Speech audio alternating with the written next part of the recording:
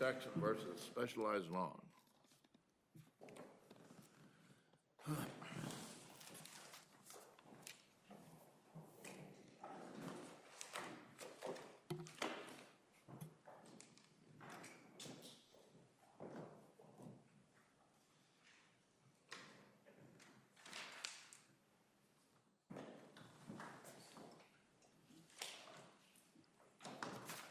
Mr. Lay.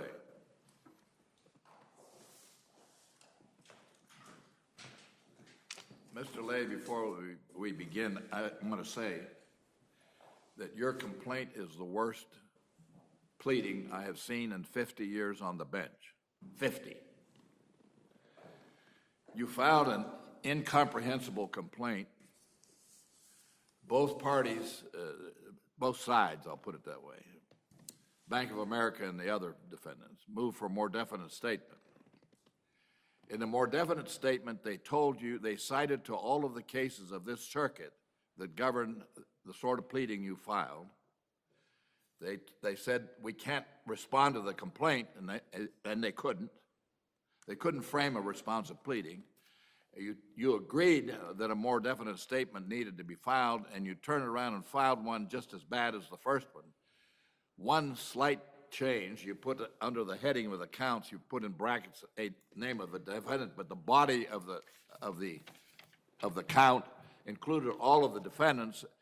And as a matter of fact, you really have one count in the complaint because you incorporated all of the counts into the last one, so it's an amalgamation. So there we are with a complaint that is almost incapable of understanding.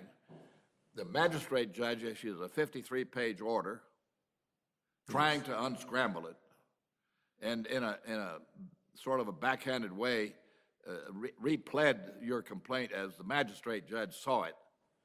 And so here we are. Yes, sir. And you keep Bank of America in this case, and you haven't got any allegation at all for Bank of America. You ought to be sanctioned for that. Now, with that said, you tell us why we should reverse the district court.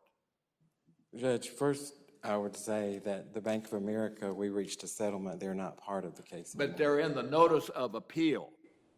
I know they haven't filed a brief, but they're in the notice of appeal. You appealed almost everything you could appeal in this case. Judge, my recollection... You've been practicing 25 years. Yes. You went to find Alabama Law School. You've been in the federal courts a lot, and you give us this. This is offensive to this court, offensive to the district court and to this court. You tell us the basis for Bank of America's liability. I don't recall that we appealed Bank of America for the notice of... Well, you did. Well, you did. Well, you put them in both complaints, and you did appeal the dispositive orders, but we'll let it go at that. Okay. Judge, we, first off, and I'm sorry that you feel the way you do about the complaint, and I'm sure it could have been written better. If we sent that complaint back to your law school, the professors would have a heart attack watching it. Well, Judge... They would say it couldn't be a graduate of this school that would file that. And not only that, you did it in the face of you agreed that the first complaint was incomprehensible. You agreed with that, and that a more definite statement had to be granted. And it was ordered, and you did the same thing over again. I would just say, Your Honor, that we've used a similar complaint in other courts, and it has not been a problem. Well, because you get away with it. Your problem is now you're before a panel that can't understand what you got. We'd have to redraft your complaint for you. We'd have to take each count and figure out which defendant is sued in this count, and on the basis of what? There's only one document attached to all the whole works, and that's the initial mortgage and note. We don't have any basis of knowing what contractual relationships existed after that. Well... And you don't have any, do you? I don't have any what? any documents that would establish a contractual relationship between your clients and some of the defendants. Well, Judge, with all due respect, that's almost a ridiculous statement because they attached the foreclosure deed to the. Oh, I know they attached it, but you didn't, and you had the burden Well, of I don't doing think it. we're required to attach a document. We can discuss it in the There's the complaint. foreclosure deed, but nothing else is there. We alleged in the complaint that the mortgage was assigned to SLS and to the Bank of New York Mellon. I don't know how it could be any clearer than that. Didn't you, in effect, question the validity of the assignment? Yes, and we always do that. As you, I'm sure with the mortgage cases, are very aware that there's always issues of whether they have been properly assigned or not, and we have a right under federal law and state law to plead in the alternative, and that's what we did, and we do it in every case. So, you know, and I'm sorry, Judge, you feel this way, and you're making a personal attack on me, I feel like. I'm not making a personal attack on you. What I'm telling you is that when a lawyer files a document that requires a magistrate judge to spend 53 pages trying to figure out what you've alleged, that's offensive to the system. There are people standing in line waiting to be heard down there in the district court.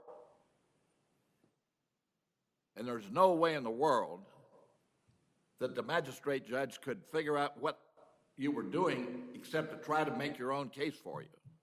And that's not the court's responsibility. Each count had named what defendant it applied to. At the top, and then each count says all defendants. Which refers back to those two. No.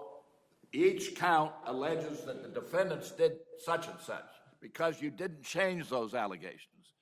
And you brought them forward so that count 2 is count 1 and 2, count 3 is count 1, 2, and 3, and count 16 is counts 1 through 15. All in one count. All in one count. In their motions for more definite statement, they told you you couldn't do that, and you did it.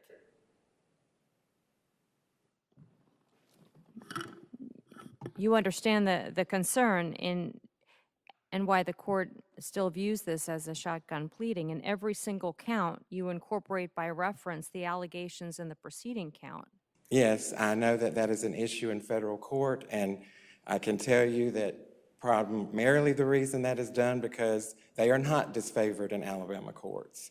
And we use those complaints all of the time. It's never been an issue before. Well, it is in federal now, court. and you'll never do it again. I can tell you that.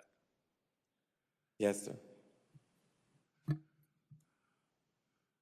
And so you think the district court erred why, in a nutshell?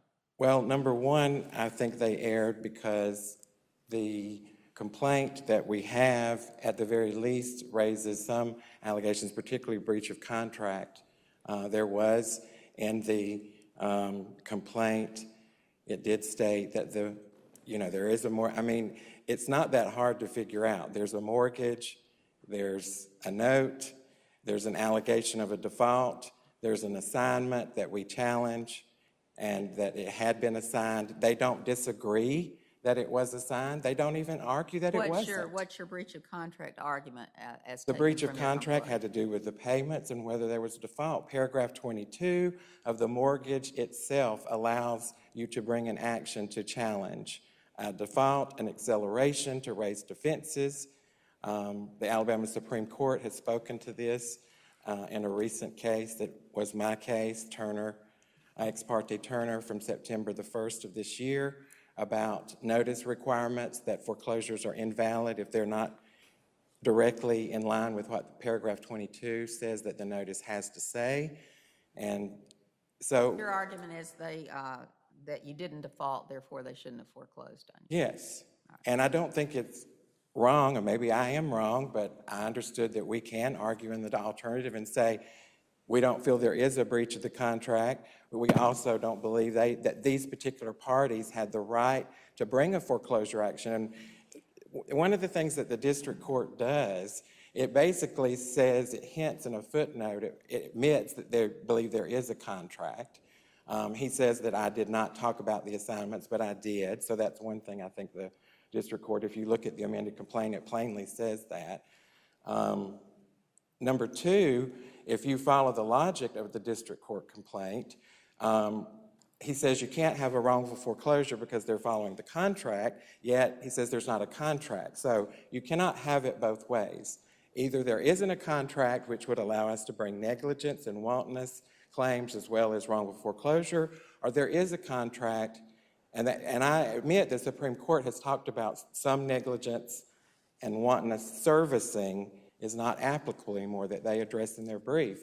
But I also attached an order from the same district where I used the same general type complaint with Judge Steele where he denied motions to dismiss on the very same things. So,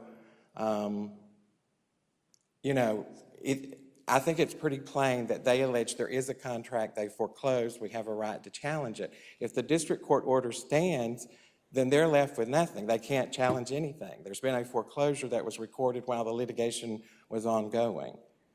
And if the district court order stands, we also filed to amend the complaint to address the issues in the report, which was denied, even though the scheduling order said we had till September 2nd to do that.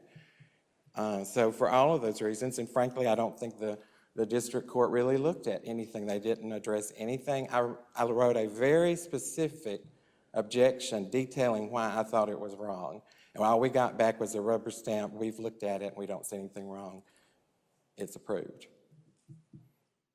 And if there was a problem with the shotgun pleading, obviously we could have gone back and fixed that. That's not substantive, that's procedural. How many chances do you get? Busy district courts, motion for definite statement, something comes back that, as Judge Joe White says, just not compliant. It's awful. Well, how many shots do you get? Well, we had one, Yeah. but I would also say some of the cases that they cited, you're supposed to have one after a motion to dismiss. Now, I realize that there was a motion for more definite statement here, and there were reasons that I won't get into about negotiations that we were going to agree on certain, you know, counts to go forward and not have to go through all this. And we did that with Bank of America. We weren't able to with the other folks. So, yes, I think we should have been given another opportunity to fix it if that was the problem. It's not substantive, it's procedural, and given that, you know, and I know the judge said, well, I got away with it, and I understand that, and that may be the case. Counsel, if that's the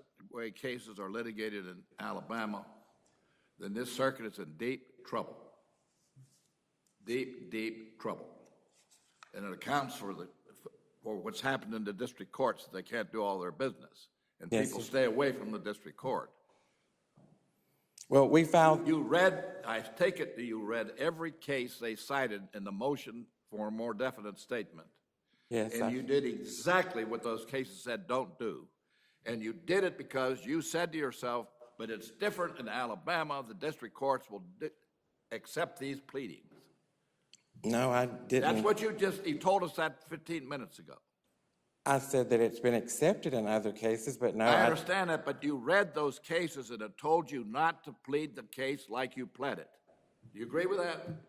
It does talk about the shotgun style pleadings, yes. You read those opinions as a good lawyer. Yes, I did. Okay, and you realize that when you filed a more definite statement, you did the very same thing that they condemned you doing in the motion for a more definite statement.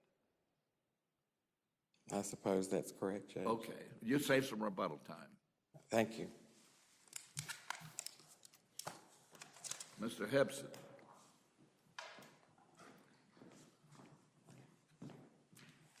Thank you, Your Honors. May it please the court. Well, I'll say the first off, I think y'all hit the nail on the head in terms of the problems with this complaint and the problem this whole case has had from the outset. I do want to address first a couple of things that my esteemed colleague talked about. He talked about how pleading in the alternative, and I think this is important and something to really focus on, because we don't disagree that you're allowed to plead in the alternative. We absolutely agree that you are. The problem here is that while in briefs that were filed in response to a motion to dismiss or on appeal, plaintiffs argue that they are pleading in the alternative and that they have the right to plead in the alternative, The problem is they did not actually do that in the amended complaint that was dismissed below.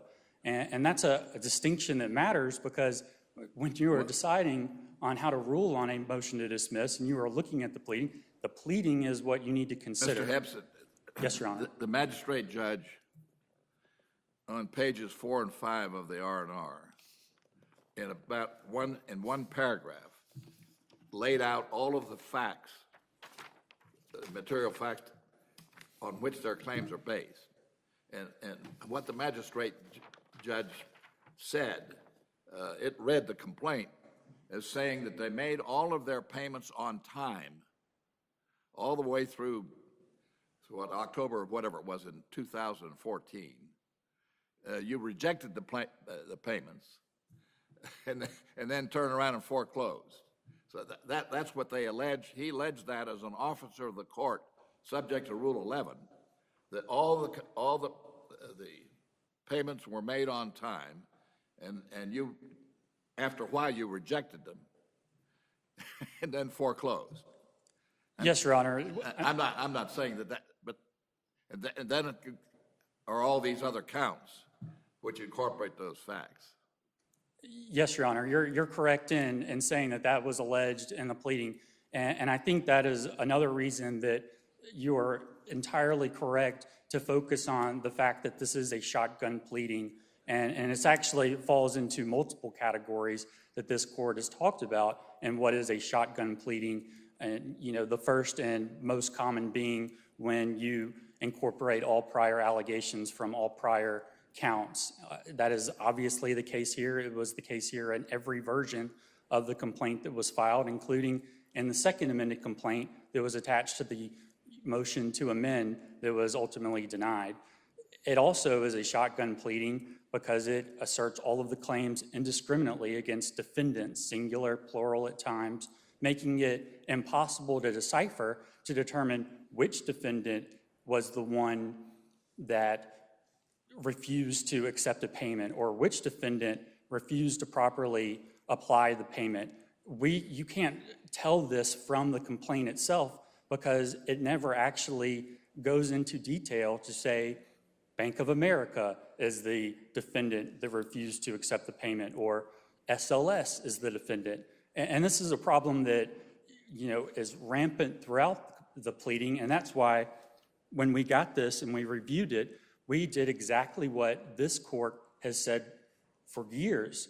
It said when you are faced with a shotgun pleading, you should move for a more definite statement. And that is exactly what we did.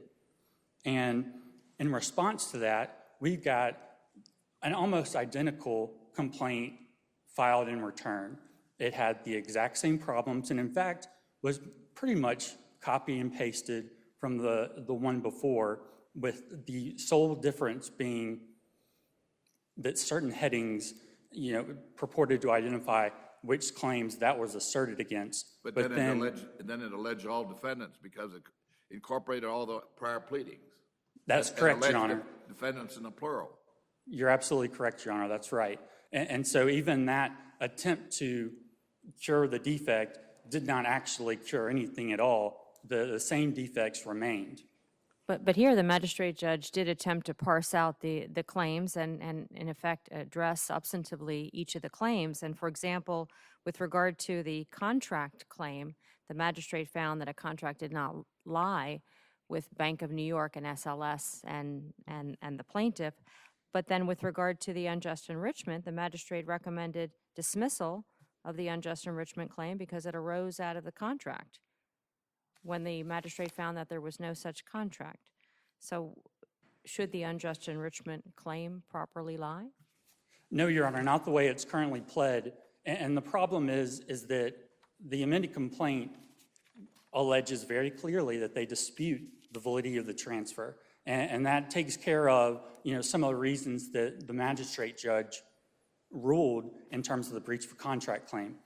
The problem with the unjust enrichment claim, and I'll say there are a few, one being that in their response brief to the motion to dismiss, they did not actually respond to any of the arguments that were made for dismissal. The other problem,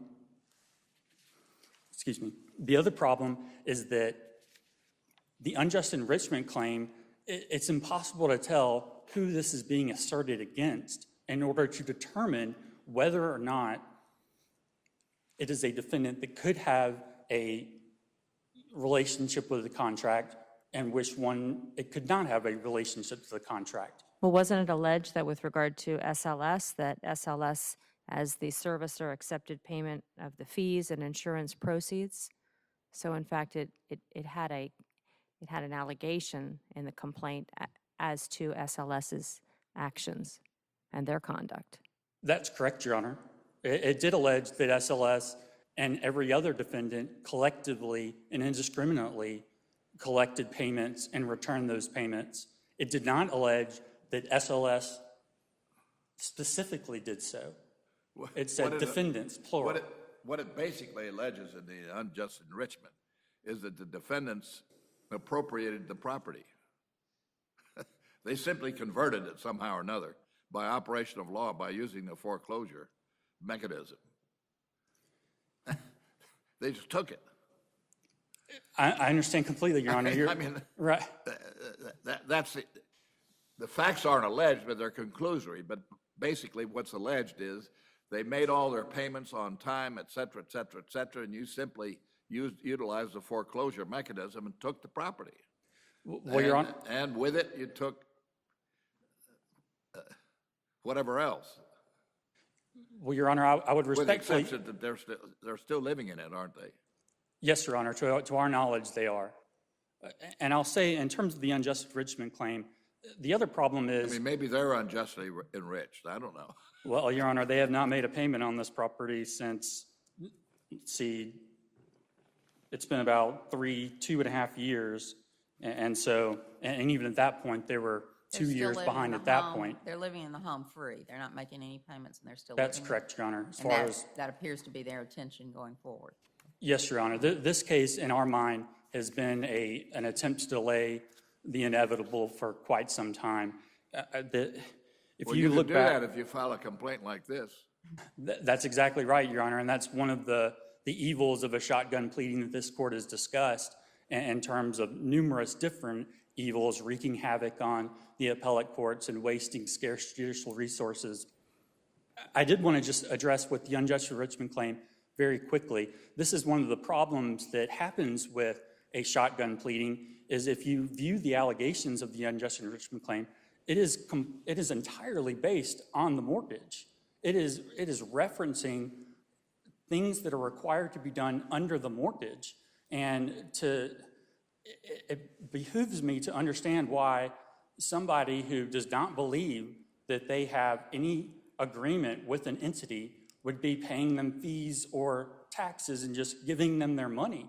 And that's one of the problems with the shotgun pleading here, is that you have no way of determining which defendant is which, and you're left trying to decipher it and trying to look at it, and in doing so, you just have to take it for what it says, and it's based entirely on the mortgage.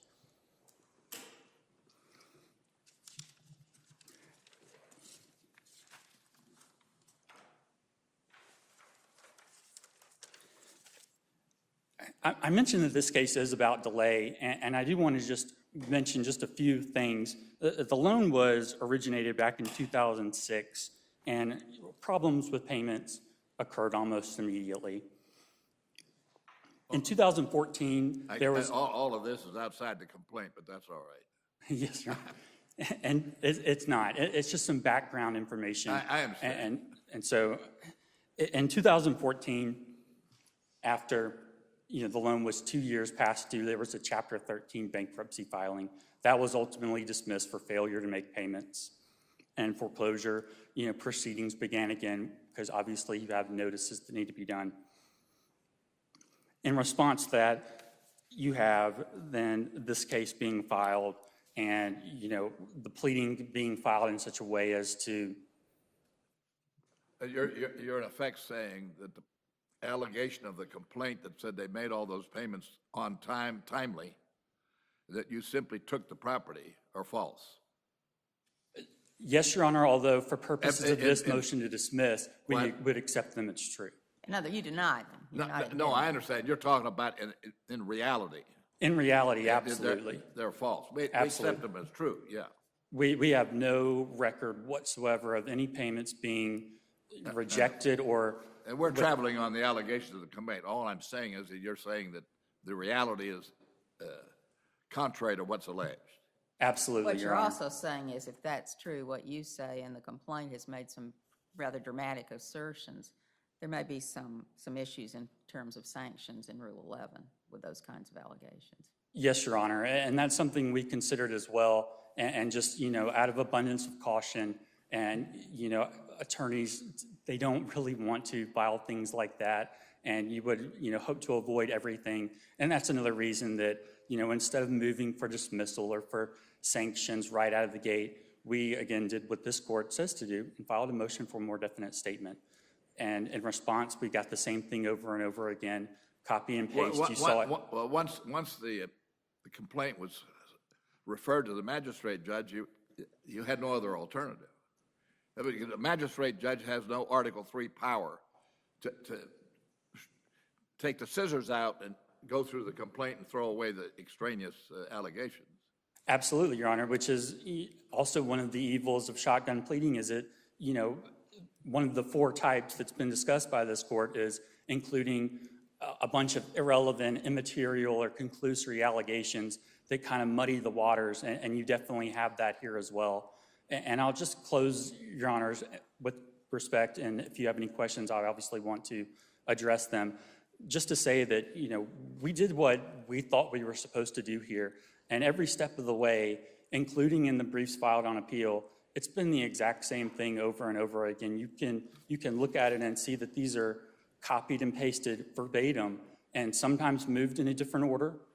Sometimes, one argument is first and another is second, and vice versa. But there's never been a genuine attempt to address the problems that have been going on since this case was filed. I will refer you to our briefs in terms of specific additional reasons for dismissal. We believe there are multiple reasons for dismissal for every claim, including failure to lodge proper objections to the magistrate's R&R. On earlier, my colleague said that they filed very specific objections. We agree. In the RESPA claim objection, for example, they stated a one-line statement of, the magistrate judge erred in his report by finding that the plaintiffs have no claims based on RESPA. That is the entirety of the objection. And that's one example, but others exist as well. And we would just refer you to our briefs, and I'm here to answer any questions you might have. I think we understand your position. Yes, Your Honor. We understand your position. We'll listen to Thank you, Your Honor. your colleague, Mr. Lay.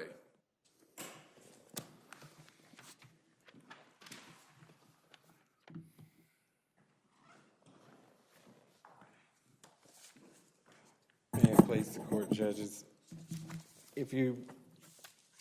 I agree, we didn't make a specific objection to every single thing, because if we did, it would be very long. But if you look particularly at the one for the breach of contract, it's about 3 pages long and goes in quite detail. So to say that there weren't specific objections made, there were, particularly to the ones that we thought were the most important. If you look at the amended complaint, and I understand, Judge, your problem with the shotgun pleadings, and I'm not going to argue about that. Do you think the problem still exists with your proposed second amended complaint? We went back and addressed the stuff. Yes, it's probably has some issues with it may have, I have to go back and look, but it could have, but we can redo it to adhere to the whatever. That was a proposed, Well, when you say adhere to whatever, the adhering to whatever would have been following the court's order granting the motion for more definite statement, correct? yes, and I guess maybe there was a fundamental misunderstanding about what needed to be done, and I apologize But for didn't that. you just tell Judge Joe Flatt that you read all of the cases? I did, So yes. where was the fundamental misunderstanding? Well,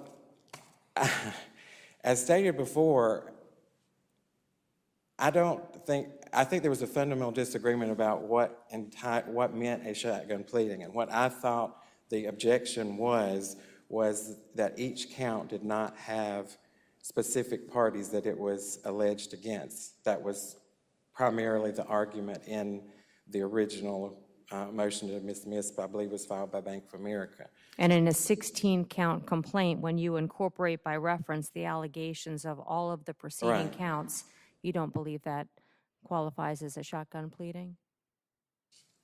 I do now know that it does, yes. You I'm do not now sure. today? Yes, I mean, it's obvious based on the discussion that there is an issue with the court with that, and I understand that. You can understand our concern. It's more than procedural niceties, although nicety is not really the right word for this complaint. But the name of the game, I think, for folks trying to avoid foreclosure is delay. And we're concerned it's more of an issue than just an issue of competence, but that there's some strategic goal to keep filing these things that keep mucking up the system and slowing it down, because every month you do that, your client's in a home for which he's not paying his mortgage. And so it's, it's a troubling issue for us. Well, and I understand that, Judge, but as you're aware, and I'm sure you keep up with the news and everything that goes on in the world, and you've seen in other cases here, there are cases all over the country with problems with banks doing things. And one of the problems that we cited in here, if you look at the complaint. If there's a problem, state it clearly and let's get to an answer. But muddying the waters doesn't get an answer from your Well, client. I assure How many you, complaints have you filed like this one? like this one, Yep. you mean in federal court or? In the United States District Court, how many complaints have you filed like this one? Well, You say that they're acceptable in Alabama, so I assume in the Alabama District Court, so I assume you filed a lot of them like this. Judge, I only said that I have filed them in other cases. I even attached one to the brief where it has not been an issue in the same district with a different judge. Oh, I understand. But I just wonder how many have you filed? I'm just Well, curious. all of these I'd also note, were not filed in federal court. They were filed in state court and And they then get later removed. removed. I That's know. another issue. I don't want the court to believe we just went in and filed this in federal No, court. I understand. I probably wouldn't have done that. Because it is different, and I know the pleadings and the standards and issues are different. Every one of these cases were filed in state court. Well, I know that, but then there was a motion for a more definite statement, which told you exactly, we won't go back over that. Well, I we obviously understand. made an error in that, but I would beg the indulgence of the court and not to punish my client. If it is my fault, then, I'm not stupid. I get what you're saying today, and we can correct it, and I won't ever do it again. But it was not done with any intention. As a matter of fact, I went to to delay.